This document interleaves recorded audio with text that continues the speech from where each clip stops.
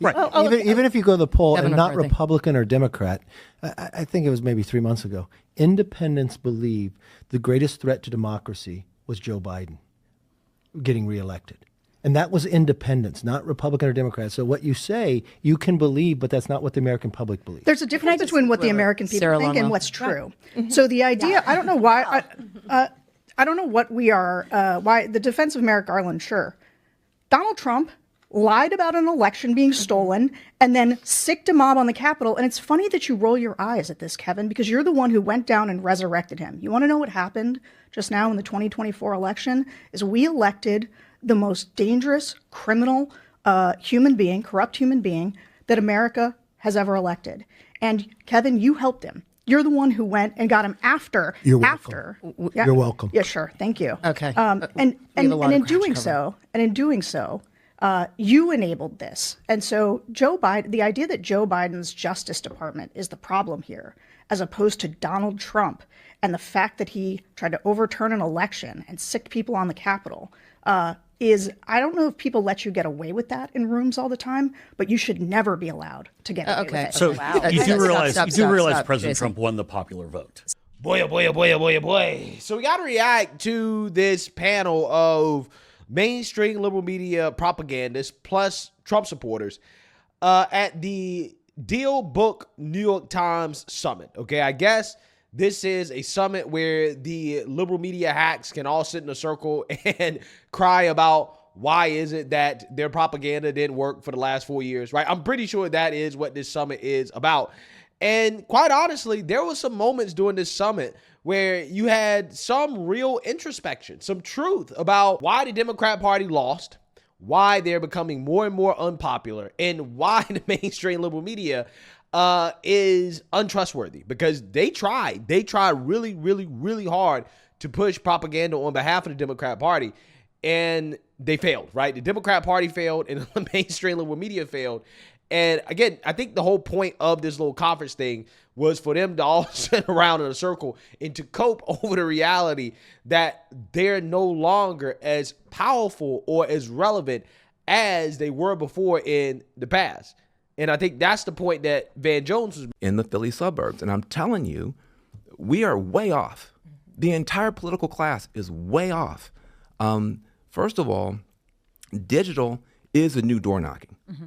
You got to understand that. We were laughing our butts off at Donald Trump for suspending his door knocking campaign and letting Charlie Kirk and Elon do a bunch of stuff online. Mm-hmm. We said, these guys are idiots. These guys are stupid. Then you start knocking on these doors. You know what people come to the door with? Their phone in their hand. They're in a 24-hour digital surround sound that has nothing to do with CNN, has nothing to do with any stuff that we do. I asked I got a teenage son, I asked him, who are the most influential people in the world today? I'm thinking to myself, he's going to say Barack Obama, Oprah Winfrey, Jay-Z. He says, Kai Cent, Aiden Ross, Jinxie, and Sketch. I don't know who he's talking about. I said, what platforms are you on? He goes, I'm on Twitch, Kick, and Rumble. I said, that sounds like you need to go to the hospital. What are these platforms? I'm telling you guys, the mainstream has become fringe, and the fringe has become mainstream. There are platforms, there are people out there that are getting 14 million streams, and we're on cable news getting 1 or 2 million. And so there is a whole world out there. Kellyanne Conway, I hate to agree with her, but I do a lot of times. Donald Trump understood that and we didn't. And it's not just Democrats that don't. The entire political class is way off, way off, way off. And I'm going to tell you something else. Men are hurting, man. Men are hurting. And the feminist culture tells you, don't cry because you're the problem anyway. And the masculinist culture tells you, don't cry because boys don't cry. So you just aren't able to talk about how scared you are you can't provide for anybody. You can't talk about how scared you are that you don't understand your kids and what's going to happen to them. You can't talk about anything. So at least Donald Trump lets you have an emotion besides shame. And so, guys, we can sit up here all day long and do this talking point gumbo stuff that we do. But I'm telling you right now, you guys are going to be in trouble next. Because until somebody fixes these problems for real people, there is a rebellion in this country. And anybody who comes out and sounds like they aren't pulling their talking points out of Cracker Jack box will get a hearing, whether they're right, wrong, or otherwise. All right, hang on one sec. Margaret Hoover, to Van's point about the media, mainstream media becoming fringe, which I'm not sure I quite agree with. But You can't. Actually, given our surroundings, right, that's actually... But it is certainly true that the mainstream media does not have the impact it once was. What do you, John Major, see as the future for what reporting looks like as we go forward into the next Trump administration? We're pushing people out of this party. And the last thing I'll say is, I hate all these people, the anti-woke, the anti-this, the anti-that, but you got to look in the mirror at a certain point. We've had 5 movements in a row in our party that rely on dehumanizing binaries, where you're putting down some people to lift somebody else up. I love all our movements, but there's a moral flaw when every movement's got to put somebody down. Black Lives Matter, all white people are racist. That is not going to work. No, hold on a second. That is in fact a part of the ideology that subconsciously there's unconscious bias, and the way that lands though for people is you're calling them names. There's got to be a better way to say it. Yeah. So you see that, you heard that. Okay. Van Jones, he luckily didn't cry, right? He sounded like he wanted to cry, but good thing he didn't cry there. Hey, I think that he made some decent points. I personally believe that he is right about the mainstream liberal media. And the fact is that they do not have the same power that they used to affect public opinion. They just don't. And I think, again, that's why you're having all these cope sessions where all of these elitists come together and they try to figure out, well, how did Trump win? How did he win? We pushed so much propaganda on behalf of the Democrat Party. How did he win? Well, the reason why is because the mainstream liberal media has lied and exaggerated and fear-mongered about Trump for the last 8 years. And a vast majority of things that they fear-mongered about were things that were not worth fear-mongering about. And I think that has gotten to the point now where if the mainstream liberal media says that Trump is doing something that's bad, I think people automatically think that it's good, right? Like, for example, if the liberal media hates one of Trump's cabinet picks, I think just instinctively people are like, yeah, that guy must be good, right? That guy must be the perfect man for the job. I ain't gonna lie to you. I feel that effect, right? If the mainstream liberal media comes out and they start boo-hoo, whining, crying about something Trump is doing, I'm like, yeah, he must be doing something good, right? It must be good because they've lied that much, right? And now they've essentially created an environment where if the media says something is good, then people think it's bad. If they say it's bad, then they think it's good. They might get to the point now where they start just praising Trump, right? In order to get people to turn against Trump, they might just start saying everything that Trump is doing is good. I mean, again, that could be how desperate they get, right? If they come out here and they start saying, oh, mass deportations are good, then, hey, it might be that they're trying to get people to turn on Trump because they understand that people distrust them so much that is at the point where people kind of think that the opposite of what the liberal media says is reality, right? I mean, I'm serious, okay? So Van Jones is right, okay? And he is basically telling these people that our time is up, right? If something doesn't change, we're done, okay? We're done for. And I don't think that those journalists wanted to admit that as professionals, their careers are about to go extinct, right? Like their clock is ticking. Seriously, because as Van Jones pointed out, people are not going to mainstream platforms anymore for news. They're going to social media. They're going to influencers. They're going to podcasts. They're going to people online. They're going to unconventional and alternative sources of media for their news because the mainstream liberal media has lost all credibility. And they lost all credibility because of their constant Trump derangement, right? About the media, I keep open as a window on my laptop Jeff Bezos' Washington Post op-ed. I think that beyond we're not going to endorse in the presidential race, and people had a hissy fit and quit and cancel their subscriptions because they have this expectation that the media are emotional about Donald Trump, Major, that they everybody will be Jim Rutenberg, one of your colleagues at the New York Times, who in August of 2016 wrote a piece basically saying, Maggie, listen, I'm supposed to be objective and fair and unbiased, but the prospect that we can even have Donald Trump as president means I have to stop this. I feel this time. I'm sorry, Jim, you're saying Jim Rutenberg wrote a piece saying that? Yes, in August of 2016. In other words, like that doesn't sound like Jim Rutenberg. I know, and I can't say. I'd have to go back and look at what you're saying. But Jim Rutenberg's an excellent colleague and an excellent reporter. He is. I'm not criticizing him. I'm saying that this time, I think a lot of people in the media took that mantle and they said to themselves, I have to stop Trump. It's my moral obligation to stop this person and call him names and so forth. And that's the crazy part about it. I don't think they actually realize that 24/7 Trump derangement is why they lost credibility. They just hate Trump no matter what, good or bad. And when you do that for 8 years straight, essentially you just ruin all of your credibility. And I think that was reflected in the outcome of the election. And speaking of Trump derangement and why the Democrats lost, you also heard Van Jones talk about wokeness. But we've talked about wokeness quite a bit when it comes to why is it that Democrats lost. Another reason why Democrats lost is because Kamala Harris thought that it would be a good idea to get in bed with never Trumpers, okay, whose whole personalities at this point are just based off hating Trump. And that leads me to this hilarious exchange featuring Kellyanne Conway and Sarah Longwell, who is a never Trump Republican. And Kellyanne Conway is going to essentially give Sarah Longwell a reality check as she rages against Trump during this little conference. Take a look. Democratic Party right now, every day they wake up, it's still January 6, 2021 on the calendar. They get an electric vehicle, they get an abortion. You're out of touch with the public. This election was a rejection of wokeness, and every state went more red except Nebraska and Washington State. That is a sweep. That is a mandate. That is President Trump coming into office and the American people saying, please make my life safer, more secure, more affordable. Please get us out of these foreign engagements. And I think the always wrong never Trumpers who had unlimited money cost the Democratic Party, which they say they're not even a member, another presidential election. Van, hang on one second. I'm going to let Sarah Longwell respond. Yeah. So first of all, thank you for pointing out that I do a lot of focus groups. I do, and they didn't say we all do. We just don't publicize them. They didn't say Kamala Harris was going to win. What did they say? Trump.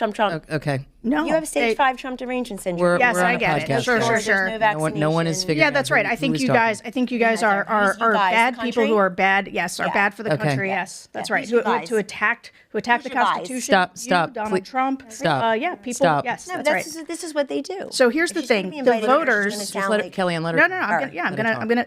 Because the thing is I actually agree with a number of the things Kellyanne said about the actual voters, which is that. And here's the thing: most of the independent voters, they were double haters, right? They don't love Donald Trump. Most of them hate Donald Trump, actually. But they also, and this is an indictment of the Democrats, okay? Joe Biden should not have run.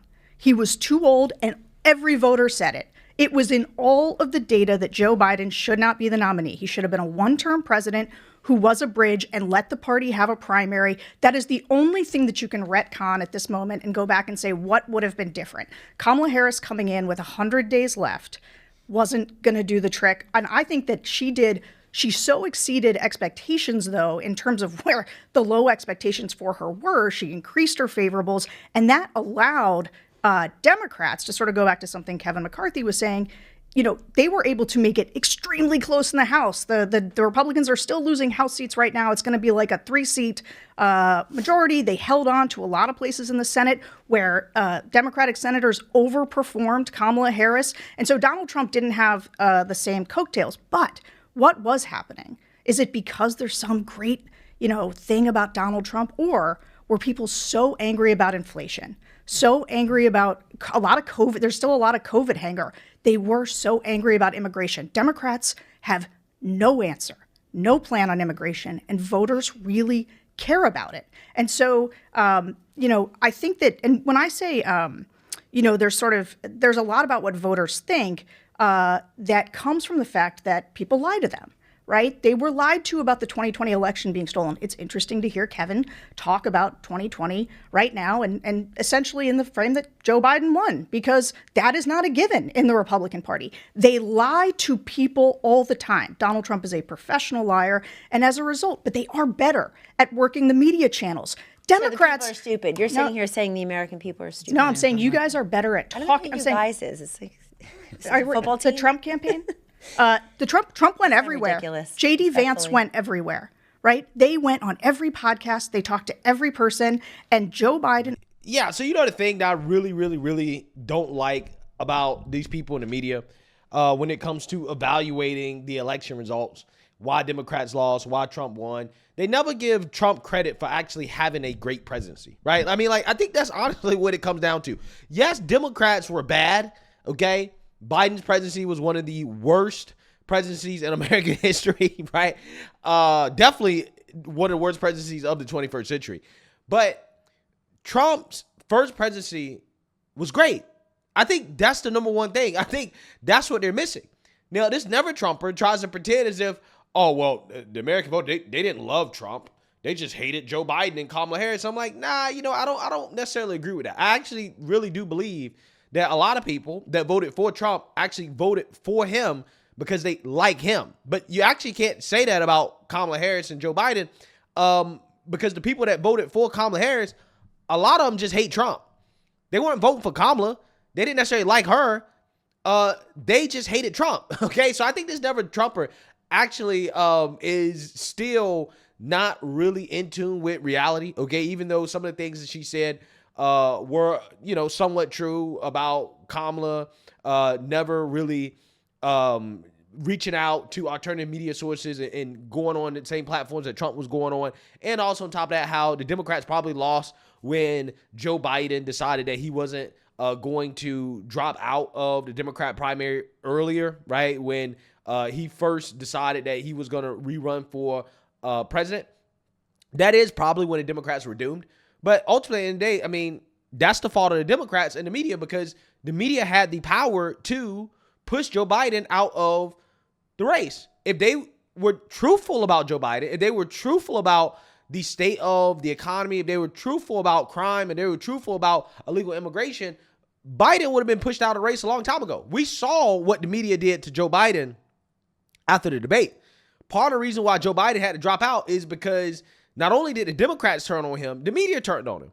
If the media and the Democrats had been truthful about Joe Biden's state 2 years ago, then he would not have had the option to run for re-election. The Democrats would have had to have had a real primary, and they probably would have had a stronger candidate. That's what had happened. So you can't just blame Joe Biden and say, well, it's Joe Biden's fault. No, it's the media's fault, and it's the Democrat Party's fault because they were not truthful. They relied on gaslighting and deceiving the American people. They're the ones that believe that the American people are dumb, that they're stupid, that they're not smart, they're not intelligent. This is why they voted for Trump. And ultimately, it turns out that the people that are actually dumb and stupid and uninformed are actually people in the media. They're disconnected from everybody else in the country. And I think they're actually starting to come to that reality. I actually think they're starting to understand that, wait. We're the ones that are not connected to the real world, okay? We need to self-evaluate. And I think once they do that full self-evaluation, they're going to realize that it's basically over, right? It's over for them, okay? That they are living in the past and that they are no longer the voices that the American people are listening to get their information from. And I just don't see how they can recover. I think the only hope is when Trump gets into office that all of a sudden people start to watch them again because he's actually in power. But quite honestly, I just don't think it's going to have the same effect that it did in his first administration. I think that the things that Trump is going to do in his second administration are going to be wildly popular. I think that the economy is going to be great. I think that we're going to, at the very least, have a more secure border when it comes to the illegal immigration problem. A lot of these Democrat-run cities are going to correct themselves because these progressives got voted out, and it is extremely unpopular to be a progressive in these cities and these soft on crime policies and stuff like that. I think when it comes to conflicts on the world stage, I think they will resolve themselves due to the fact that Trump is just really good with foreign policy. I think they're going to definitely find things to fearmonger about. I just don't think it's going to work because I think that for the most part, this country will be in good shape under the next Trump administration. Let me know what you guys think. Make sure you like, comment, and subscribe. Most importantly, share a Black conservative perspective. Peace.